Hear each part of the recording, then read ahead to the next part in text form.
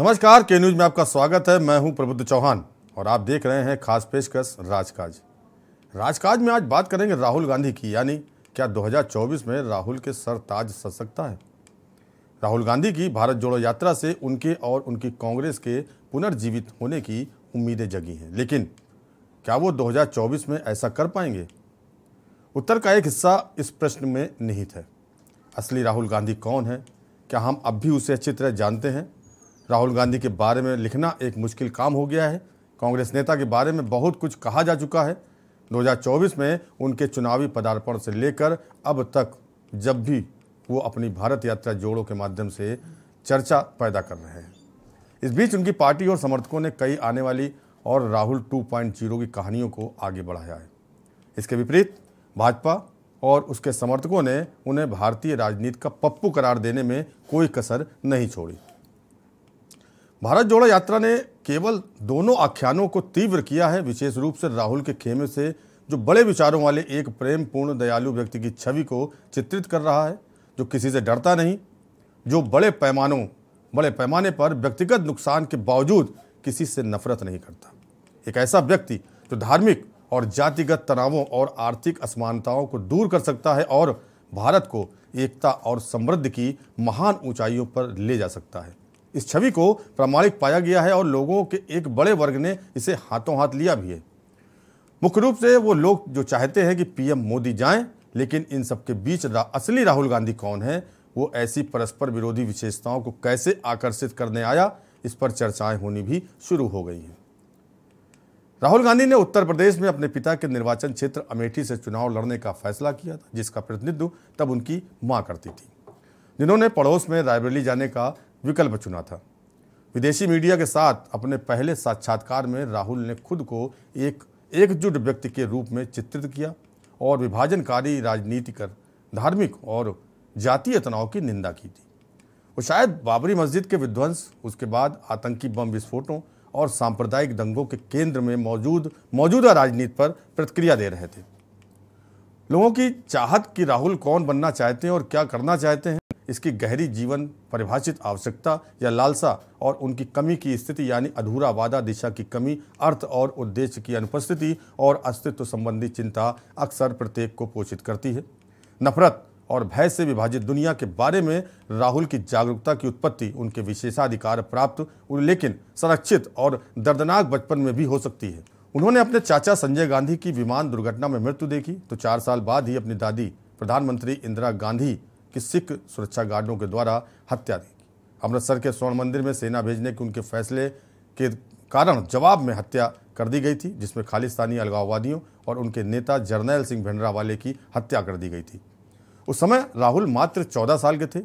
वहीं 21 साल की उम्र में उनके पिता को लिबरेशन टाइगर्स ऑफ तमिल इलम यानी LTTE के आतंकवादियों ने प्रधानमंत्री के रूप में भारतीय शांति सेना को श्रीलंका भेजने के उनके फैसले के कारण मार डाला था।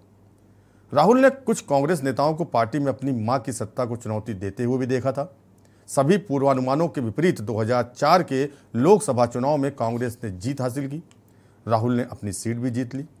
सोनिया ने कांग्रेस के नेतृत्व वाली UPA सरकार का नेतृत्व करने के लिए मनमोहन सिंह को चुना था। भाजपा 1998 से केंद्र में सत्ता में थी और पार्टी अध्यक्ष सोनिया गांधी जैसे कुछ लोगों को छोड़कर कांग्रेस में कई लोगों ने इस तथ्य से इस्तीफा दे दिया था कि प्रधानमंत्री अटल बिहारी वाजपेयी फिर से चुनाव लड़ेंगे। सोनिया जानती थी कि विदेशी मूल के मुद्दे के कारण अगर कांग्रेस जीत भी गई तो भी उनके लिए देश का नेतृत्व करना मुश्किल होगा। इस तरह की उत्तेजक परिस्थितियों में संकट से उत्पन्न अवसर की कई कहानियां वास्तविक रूप से सामने आती हैं। राहुल के लिए अपने परिवार और अपनी पार्टी के भविष्य को ध्यान में रखते हुए कदम बढ़ाना और यथास्थिति छोड़ना एक आदर्श व्यवस्था थी। उनके पिता राजीव गांधी, जो एक पेशेवर पायलट थे, उनके पास अपनी मां की हत्या के बाद प्रधानमंत्री बनने के अलावा कोई विकल्प नहीं था। राहुल की मां सोनिया गांधी भी तब राजनीति में शामिल हो गई थी जब पार्टी की जिद उनकी अनिच्छा पर भारी पड़ गई थी। राहुल का मामला भी अलग नहीं था। उनके अक्सर असहनीय आवेगों के बीच संघर्ष, जीवन के वादे का पालन बनाम जीवन के दर्द से सुरक्षा आने वाले वर्षों में अक्सर उन्हें परेशान करेंगे। 2013 में अन्ना आंदोलन की उपज आपने दिल्ली में कांग्रेस को हरा दिया था, जहां सबसे पुरानी पार्टी 15 वर्षों से शासन कर रही थी। राहुल ने वादा किया था पार्टी का अकल्पनीय पुनर्निर्माण हुआ है, लेकिन विनाश 2015 में दिल्ली में हुआ था। दरअसल पूरे भारत में पार्टी का दायरा तेजी से सिकुड़ रहा था और असम में हिमंत बिस्वा शर्मा ने राहुल को अपरिपक्व, सनकी और अप्रत्याशित व्यक्ति बताते हुए बाहर निकलने का सिलसिला शुरू कर दिया था, जिसे सोनिया द्वारा भाजपा के फायदे के लिए बढ़ावा दिया जा रहा था। कांग्रेस डूब रही थी। 2017 में राहुल ने अपनी मां से पार्टी की कमान ले ली। वो अब एक पैर भी पीछे नहीं रख सकते थे। ये वापसी का दूसरा और अंतिम द्वार था। 2019 के राष्ट्रीय चुनावों के ठीक पहले उनकी बहन प्रियंका अंततः औपचारिक पार्टी पद लेने के लिए सहमत हो गई और उन्हें उनके गुरु के रूप में देखा गया। लेकिन शायद राहुल उसी नफरत और डर के शिकार हो गए जिससे वो लड़ना चाहते थे। पीएम मोदी के खिलाफ उनका चौकीदार चोर है अभियान उल्टा पड़ गया। भाजपा ने इसे और कांग्रेस नेता मणिशंकर अय्यर की नीच आदमी वाली टिप्पणी को उसी तरह भुनाया जैसे उसने 2014 में अय्यर की चाय वाला वाली टिप्पणी को भुनाया था और बड़े बहुमत के साथ सत्ता में लौटी थी। राहुल अमेठी हार गए। उन्होंने दोष लिया और पद छोड़ दिया। पार्टी का औपचारिक नियंत्रण उनकी मां के पास वापस चला गया। अगले साल दिल्ली में कांग्रेस का फिर सफाया हो गया। जल्द ही राहुल के दोस्त ज्योतिरादित्य सिंधिया भाजपा में भी शामिल होने वाले नवीनतम नेता बन गए। इसका मतलब ये हुआ कि चुनाव न हारने के बावजूद कांग्रेस ने एक और राज्य खो दिया। असंतुष्ट नेताओं का एक दबाव समूह, जिसे G23 कहा जाता है, समाचारों की सुर्खियां बन रहा था। ये सब निराशा और विनाश था। और यहाँ रुकेंगे एक ब्रेक के लिए। ब्रेक के बाद आपको बताएंगे कि 2007 के यूपी विधानसभा चुनावों में कांग्रेस को कितनी सीटें मिली थी और उसकी उस समय क्या हालत थी। उनके पास कोई औपचारिक पार्टी पद नहीं था, लेकिन वो 2007 के उत्तर प्रदेश विधानसभा चुनावों के लिए कांग्रेस अभियान में एक प्रमुख व्यक्ति थे। पार्टी 403 सीटों में से सिर्फ 22 सीटें ही जीत सकी थी। भाव ये था कि यदि राहुल को कुछ करना है तो उनके पास औपचारिक अधिकार होना चाहिए। उन्हें युवा कांग्रेस के प्रभारी के साथ पार्टी महासचिव बनाया गया।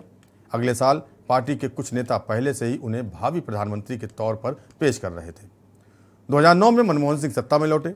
राहुल ने अपनी सीट बरकरार रखी और उन्हें उत्तर प्रदेश में लोकसभा सीटों के मामले में पार्टी के पुनरुद्धार का श्रेय दिया गया। इसके 2 साल बाद प्रदर्शनकारी किसानों का समर्थन करने के लिए यूपी की मुख्यमंत्री मायावती की पुलिस द्वारा उनकी गिरफ्तारी ने उन्हें राष्ट्रीय स्तर पर प्रसिद्धि दिलाई थी। हालांकि 2012 के उत्तर प्रदेश विधानसभा चुनाव में राहुल का व्यापक प्रचार विधानसभा सीटों के मामले में उनकी पार्टी की किस्मत को पुनर्जीवित करने में विफल रहा। अमेठी संसदीय क्षेत्र की 15 सीटों में से कांग्रेस को सिर्फ 2 पर जीत मिली थी। ये एक शर्मिंदगी थी, लेकिन दोष राहुल का नहीं था। इन सब के बावजूद 2013 में राहुल कांग्रेस उपाध्यक्ष बन गए। आदर्श रूप से उन्हें उत्तर प्रदेश की राजनीति में तब तक बने रहना चाहिए था जब तक उनकी पार्टी राज्य में सत्ता में वापस नहीं आ जाती, लेकिन वो बीपी सिंह नहीं थे, गांधी थे। कांग्रेस उपाध्यक्ष बनने के बाद राहुल ने फिर अपनी नई भूमिका संभाली। इसके तुरंत बाद उन्होंने केंद्र में अपनी ही पार्टी की सरकार के एक अध्यादेश को सार्वजनिक रूप से फाड़ दिया, जिसे सहयोगी दागी राजद दल के लालू यादव और अन्य को बचाने के एक उपकरण के रूप में देखा गया था। हालांकि एक गुस्सैल युवा व्यक्ति का आदर्शवादी कदम था, लेकिन इसने प्रधानमंत्री मनमोहन सिंह के अधिकार को भी नष्ट कर दिया था। लगभग उसी समय गुजरात के मुख्यमंत्री और हिंदुत्व के शुभंकर नरेंद्र मोदी, जिन्होंने अपने राज्य में लगातार 3 चुनाव जीते थे, 2014 के लोकसभा चुनावों के लिए भाजपा के प्रधानमंत्री पद के उम्मीदवार के रूप में उभर रहे थे। 2011 के अन्ना हजारे आंदोलन, जिसे भाजपा के वैचारिक माता पिता आरएसएस द्वारा समर्थित माना जाता था, उसने कई कांग्रेस नेताओं को भ्रष्ट के रूप में चिन्हित किया था। अदालतें केंद्र सरकार से जुड़े घोटालों के सभी मामलों की सुनवाई कर रही थी। यहां से राहुल के लिए जिंदगी और भी कठिन होने वाली थी। भाजपा ने उन्हें राजनीति के पप्पू के रूप में ब्रांड करना शुरू कर दिया था। इस लेबलिंग को कुछ हद तक उनके भाषण की गलतियों और भाजपा की 24/7 चुनाव मशीन से मेल खाने में असमर्थता के कारण बनी एक गैर गंभीर राजनेता की छवि से मदद मिली थी। भाजपा को पता था कि गांधी में प्रधानमंत्री बनने की क्षमता है। 2014 के लोकसभा चुनाव में हालांकि राहुल और सोनिया ने फिर से अपनी सीटें बरकरार रखी, लेकिन भारत बदल गया था। कांग्रेस को अपने सबसे खराब प्रदर्शन का सामना करना पड़ा और 2009 की 206 सीटों से कम होकर केवल 44 सीटें जीती।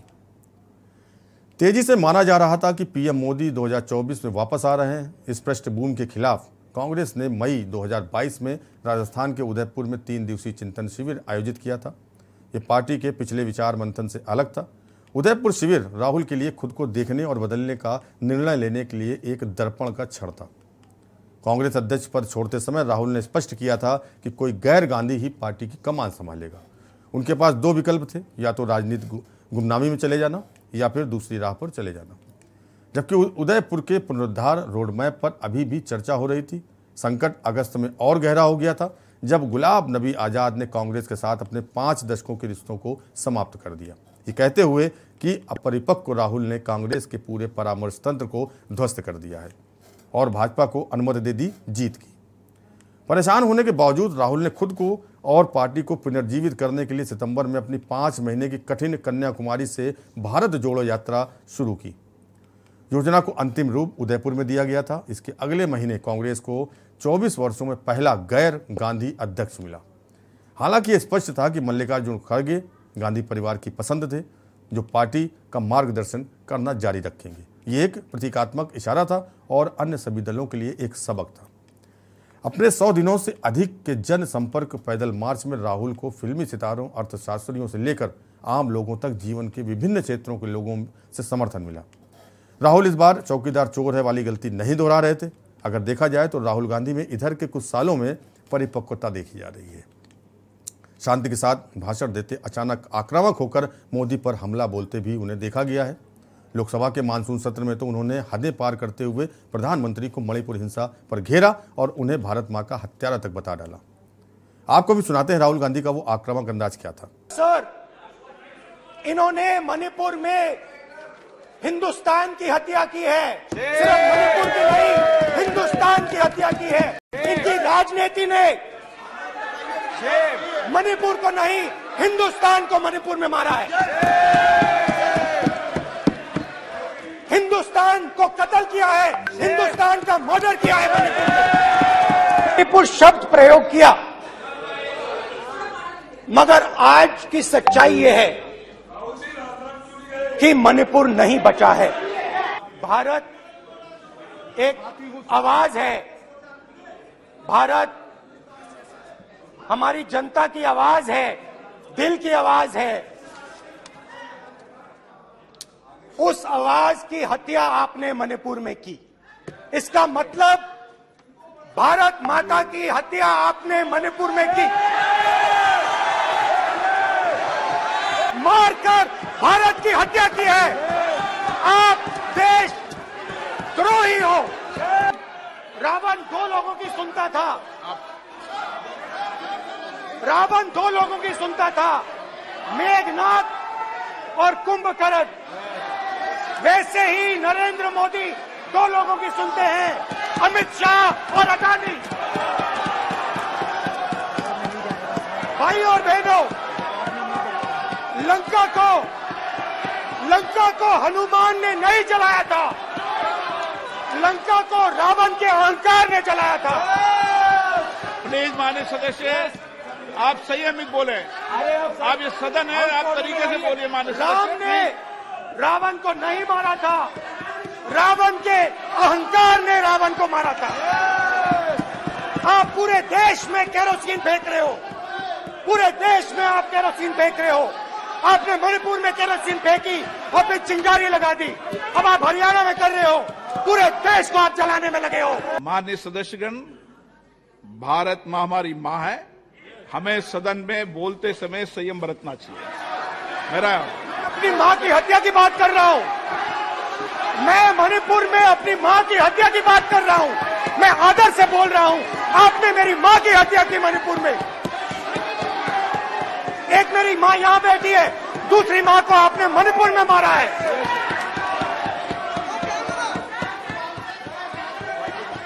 और हर रोज जब तक आप हिंसा को बंद नहीं करोगे, तब तक आप मेरी मां की हत्या कर रहे हो।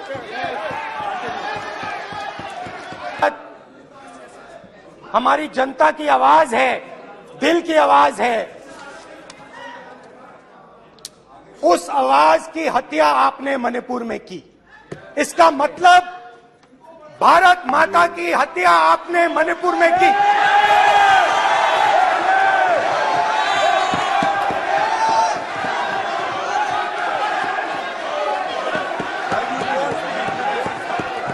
भारत माता को आपने मणिपुर के लोगों के मणिपुर के लोगों को मारकर भारत की हत्या की है। आप देश द्रोही हो। राहुल गांधी कहते हैं बीजेपी मेरे खिलाफ व्यवस्थित रूप से बदनाम करने वाला अभियान चला रही है। क्या भारत की जनता गुजरात और दिल्ली के नगर निगम चुनावों में जो हुआ वो भारत जोड़ो यात्रा से तत्काल चुनावी लाभ चाहने वालों के लिए बुरी खबर थी? राजस्थान में उनके दो प्रमुख सिपहसालार अभी भी सीएम की कुर्सी के लिए लड़ रहे हैं। राहुल हिमाचल प्रदेश से अनुपस्थित थे, जहां से प्रियंका के प्रचार के कारण कांग्रेस को एक दुर्लभ चुनावी जीत मिली। लेकिन तब कैप्टन अमरिंदर सिंह ने राहुल के उन्मादी चुनाव प्रचार के बिना भी कांग्रेस के लिए पंजाब जीत लिया था।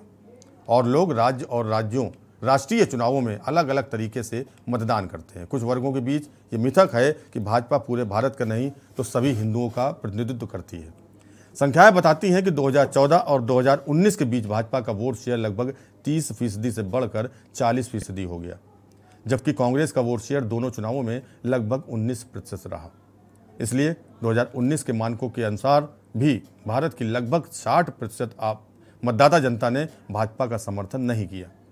इस तथ्य को देखते हुए कि मुस्लिम देश की आबादी का 15% हिस्सा मुस्लिम है, 40% हिंदुओं ने 2019 में भाजपा को वोट नहीं दिया। 2014 में यह लगभग 50% था। निष्पक्ष होने के लिए सभी आवश्यक रूप से भाजपा विरोधी मतदाता नहीं है। सैद्धांतिक रूप से उनमें से कुछ भाजपा के लिए जा सकते हैं यदि उनके पास विकल्प नहीं है, लेकिन वे निश्चित रूप से गैर भाजपा मतदाता हैं और यहीं पर भाजपा का सबसे शक्तिशाली चुनावी हथियार निहित है, यानी भारत के राजनीतिक पक्ष का विखंडन। ये गैर भाजपा मतदाता लगभग 40 पार्टियों में बटे हुए हैं। सवाल ये है कि क्या राहुल और उनकी कांग्रेस 2024 में भाजपा विरोधी ताकतों को एकजुट करने के लिए प्रेरित कर सकती है? क्या राहुल की भारत जोड़ो यात्रा महज एक नवीन ज्ञानवर्धक राजनीतिक दर्शन है या एक स्मारक विजयी चुनाव रणनीति है? इसका जवाब अकेले राहुल और उनकी कांग्रेस नहीं दे सकती।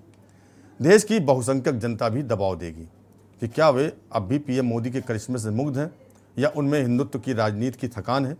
इससे तय होगा कि राहुल बड़े हो गए हैं और बदल गए हैं।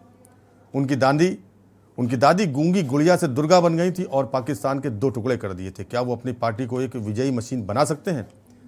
ये सब इस बात का उत्तर देगा कि उनकी राजनीतिक कहानी का अंत विजय से होगा या त्रासदी में।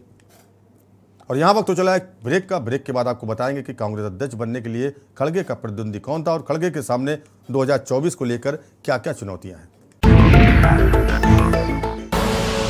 आप देख रहे हैं के न्यूज, खबरों का सारथी। देखें कौन नया खिलाड़ी आया है, समझा देते हैं, प्यार से समझाएंगे।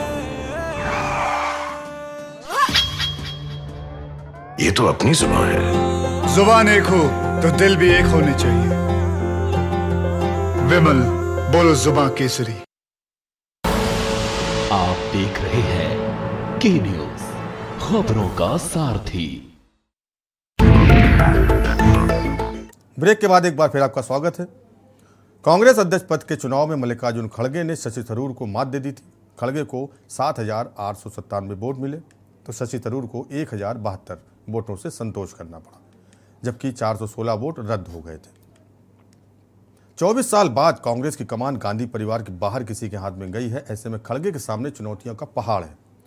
कांग्रेस के सियासी इतिहास में 2 दशक के बाद अध्यक्ष पद का चुनाव हुआ था। कांग्रेस से परिवारवाद का टैग हटाने के लिए राहुल खुद चुनाव नहीं लड़े और प्रियंका गांधी को भी लड़ने नहीं दिया। इस तरह से 44 साल बाद कांग्रेस को गांधी परिवार से बाहर का अध्यक्ष मिला।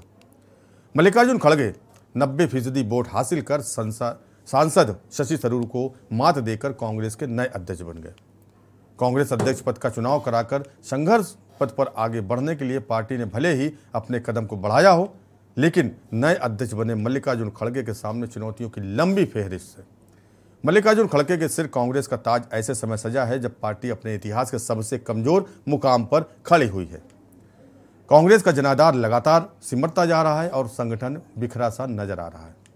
कांग्रेस नेताओं का पार्टी छोड़ने का सिलसिला लगातार जारी। खड़गे के सामने कांग्रेस के खोए हुए जनाधार को वापस लाने और खुद को साबित करने जैसी बड़ी चुनौतियां हैं। साथ ही कांग्रेस नेताओं के पार्टी छोड़ने के सिलसिले पर ब्रेक लगाने का चैलेंज भी। मल्लिकार्जुन खड़गे के सामने चुनौती ये है कि पहले तो कांग्रेस नेताओं में ये आत्मविश्वास पैदा करें कि पार्टी अपनी खोई हुई राजनीतिक जमीन हासिल कर सकती है। इसके साथ जमीनी स्तर पर कांग्रेस संगठन का काम करने वाले कार्यकर्ताओं में उत्साह का माहौल पैदा करने के लिए कुछ ऐसे कदम उठाने होंगे जिससे कार्यकर्ताओं में भविष्य को लेकर कोई उम्मीद जगे। कांग्रेस संगठन पूरी तरह से बिखरा हुआ है और नेता एक के बाद एक पार्टी छोड़कर जा रहे हैं। ऐसे में दोबारा से कांग्रेस को खड़ा करने और उसमें जान डालने का काम खड़गे को ही करना है। कांग्रेस जमीन से पूरी तरह से 1990 के बाद कट गई है। इसी का नतीजा है कि जमीनी स्तर पर सामाजिक और राजनीतिक समझ रखने वाले नेता कांग्रेस में नहीं है। कांग्रेस अध्यक्ष बने खड़गे को अपने नेतृत्व के प्रति विश्वास का भाव पैदा किए बिना पार्टी संगठन की राजनीतिक क्षमता में उम्मीदों का पंख लगाना आसान नहीं होगा।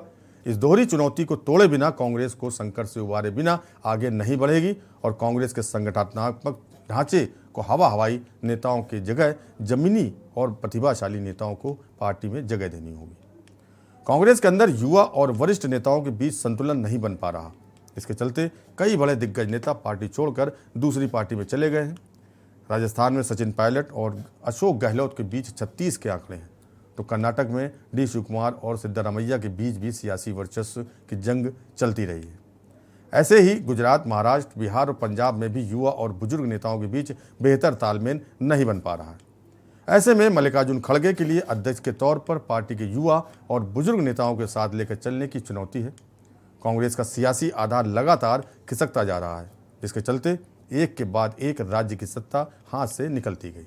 बीते दिनों बेंगलुरु में विपक्षी एकता ने इंडिया नामक संगठन बनाया, जिसकी कमान अभी तक किसी के हाथों में नहीं है, चेहरा किसी का नहीं, संयोजक कोई नहीं बना, लेकिन इंडिया के सहारे राहुल की कांग्रेस और विपक्षी गठबंधन बीजेपी को मात देने की तैयारी में है। अब देखने वाली बात यह होगी कि इंडिया 2024 में मोदी के सामने क्या चुनौतियां पेश कर सकता है। हालांकि इंडिया के गठन के बाद ममता बनर्जी से लेकर अन्य विपक्षी नेताओं ने अपनी अपनी प्रतिक्रिया देते हुए जोश का प्रदर्शन किया था और हुंकार भरी थी कि इंडिया के सहारे ही मोदी को 2024 में सत्ता से हटाकर राहुल गांधी या विपक्षी गठबंधन को सत्ता मिलेगी। क्या कुछ थी इनकी प्रतिक्रिया, सुनाते हैं आपको। Our alliance will be called the All People Have Agreed to have one name for the alliance. Earlier we worked with UPA. Now with all 26 parties, a new name is given, that is Indian National Developmental Inclusive Alliance, that is INDIL, and this is Indian National Developmental Inclusive Alliance. हमारा जो alliance means जो 26 party का meeting हुआ, इसमें तैयार हुआ। पहले आप यूपीए के नाम सुना, एनडीए तो अभी भी है लेकिन एग्जिस्टेंस नहीं है। इसी के लिए आने वाला दिन देश में जो जिंदगी खतरा में है, चाहे दलित हो, चाहे माइनॉरिटी हो, चाहे हिंदू हो, चाहे मुस्लिम हो, चाहे सिख हो, चाहे ईसाई हो, चाहे मणिपुर हो, चाहे अरुणाचल हो, चाहे उत्तर प्रदेश हो, चाहे दिल्ली हो, चाहे बंगाल हो, चाहे बिहार हो, चाहे महाराष्ट्र हो, सरकार बेचना, सरकार खरीद करना एक ही काम है गवर्नमेंट का। तो आज ये 26 पार्टियां हम सब लोग अपने लिए एकत्रित नहीं हुए। हम देश को एक तरफ बचाना है। जिस तरह से पूरे देश के अंदर नफरत फैलाई जा रही है, उससे बचाना है। लड़ाई सिर्फ हमारी पार्टी की नहीं है। कुछ लोगों को ऐसे लग रहा है कि परिवार के लिए लड़ाई लड़ रहे हैं। हाँ, देश हमारा परिवार है और इस परिवार के लिए हम लड़ रहे हैं। देश ही हमारा परिवार है, तो इस परिवार को हमें बचाना है। और लड़ाई हमारी एक पार्टी के खिलाफ या एक व्यक्ति के खिलाफ नहीं है। लड़ाई हमारी नीति के खिलाफ है, तानाशाही के खिलाफ है। और जैसे एक ज़माने में आज़ादी की लड़ाई हुई थी, तो अब आज़ादी खतरे में आई है। तो इस आज़ादी के लिए हम सब इकट्ठा आए हैं और पक्का भरोसा है कि हम कामयाब रहेंगे, हो जाएंगे। और देश के जनता के मन में एक डर है कि अब क्या होगा, तो हम इतना उनको एक एहसास दिलाना चाहते हैं, कि विश्वास दिलाना चाहते हैं, डरो मत, हम है। देश की आवाज को दबाया और कुचला जा रहा है। ये देश की आवाज के लिए लड़ाई है और इसीलिए ये नाम चुना गया। Indian national developmental inclusive alliance, मतलब इंडिया। लड़ाई एनडीए और इंडिया के बीच में है, नरेंद्र मोदी जी और इंडिया के बीच में है, उनकी विचारधारा और इंडिया के बीच में है। आप जानते हो, जब भी कोई हिंदुस्तान के सामने खड़ा होता है, इंडिया के सामने खड़ा होता है, तो जीत किसकी होती है, कहने की जरूरत भी नहीं है। और खास पेशकश राजकाज में फिलहाल इतना ही। देश और दुनिया की बाकी खबरों देखते रहिए के न्यूज़ इंडिया और मुझे दीजिए इजाजत। नमस्कार।